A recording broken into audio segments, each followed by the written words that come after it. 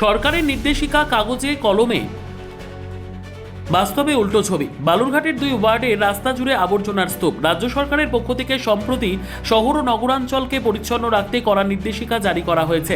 রাস্তাঘাট বা জনবহুল এলাকায় যত্রতত্র আবর্জনা ফেলা যাবে না, এমন বার্তাকে স্বাগত জানিয়েছেন পরিবেশবিদ, স্বেচ্ছাসেবী সংগঠন থেকে শুরু করে সাধারণ মানুষও।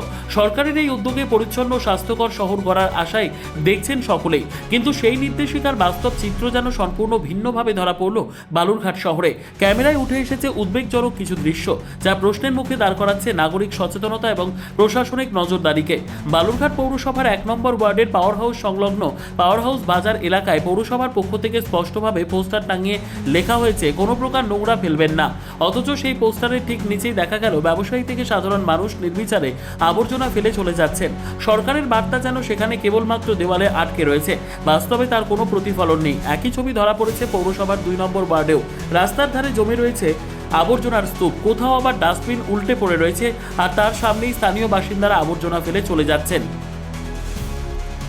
রাজ্যের নতুন সরকারের পরিচ্ছন্নতা অভিযান এবং শহরকে আবর্জনা মুক্ত রাখার বার্তা যখন সর্বত্র প্রচারিত হচ্ছে, তখন বালুরঘাটের 1 ও 2 নম্বর ওয়ার্ডের এই চিত্র কার্যত সেই উদ্যোগের সাফল্য নিয়ে প্রশ্ন তুলছে। শহরকে পরিচ্ছন্ন রাখার দায় শুধু প্রশাসনের নয়, সমানভাবে সাধারণ মানুষেরও। সংবাদটি নিবেদন করছেন স্বস্তিলোক উৎসব ভবন, গঙ্গারামপুর, দক্ষিণ দিনাজপুর। পরিবেশপ্রেমী দিশারি সংকল্পের পক্ষ থেকে প্রতিবারই বলে থাকি যে আবর্জনা ব্যবস্থাপনা সবচেয়ে বড় চ্যালেঞ্জ। এটা যেমন প্রশাসন এবং পৌরসভাকেও দেখতে হবে, তেমনি মানুষের সচেতনতাও খুব জরুরি। তো সদ্য নতুন সরকার এসছে, এরকম একটা নির্দেশও এসছে, এটাকে আমরা সাধুবাদ জানাই, কারণ এটা হওয়া দরকার। আবর্জনা নিয়ে মানুষের সচেতন হওয়া ভীষণ প্রয়োজন। তো তথাপি আমরা লক্ষ্য করি যে মানুষজন কিন্তু নির্দিষ্ট জায়গায় আবর্জনা ফেলছেন না, ডাস্টবিন থাকলেও হয়তো অন্য জায়গায় ফেলছেন। এইটা খুব খারাপ লাগছে আমাদের। আমার মনে হয় যে আপনি আচুরি ধর্ম অপরে শেখাও। আমরা যদি নিজেরা না করি তাহলে আমাদের দিকে ছোটোটা কীভাবে শিখবে? এই জন্য আমার অনুরোধ যে যেখানে নির্দিষ্ট আবর্জনা ফেলবার জায়গা, ডাস্টবিন আছে, সেখানে ফেলুন। এই উদাসীনতা কিন্তু আর নয়, অনেক হয়েছে। এবার সচেতন হওয়া দরকার। সচেতন হওয়ার সাথে সাথে আমাদেরকে কাজ করতে হবে, যে আমরা, কারণ পরিবেশ না বাঁচালে আমরা কেউ ভালো থাকবো না। আবর্জনা আমাদেরকে শারীরিকভাবে, পরিবেশিকভাবে সমস্যা তৈরি করছে।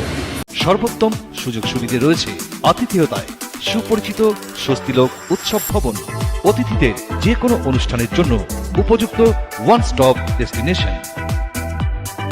আমরা আপনার বিশেষ অনুষ্ঠানটিকে অবিস্মরণীয় করে তুলি।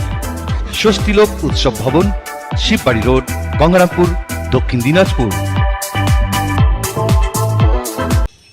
শোনো, সরকারি যে নির্দেশিকা এসছে সেটা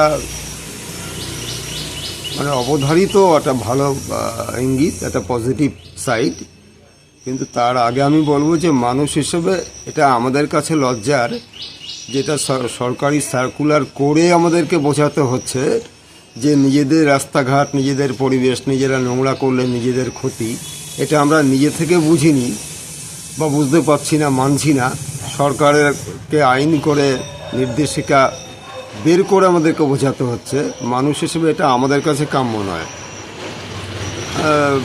খুব স্বাভাবিক ব্যাপার। আমার বাড়ি থেকে বেরিয়ে যে রাস্তাতে আমি হাঁটছি, আমার বাড়ির নোংরাটুকু আমি ফেলে নিয়ে গিয়ে সেই রাস্তার মধ্যে ফেলে দিয়ে রাস্তাটাকে অপরিষ্কার করা শুধু আমার নয়, যারা গোটা রাস্তা দিয়ে চলবে সমস্ত পথচারীর অসুবিধা। তো বিনীত ভাবে অনুরোধ জানাই যে নিজে থেকে যে বুদ্ধি আসেনি, সরকারি নির্দেশিকার ফলে হলেও অন্তত সেটাকে মান্যতা দিন। নিজের স্বার্থে, নিজের শহরের স্বার্থে, নিজের পরিচিত পরিজন যারা মানুষ আছে তাদের স্বার্থে, নিজের দেশের স্বার্থে। ব্যুরো রিপোর্ট, উত্তর বাংলা সংবাদ।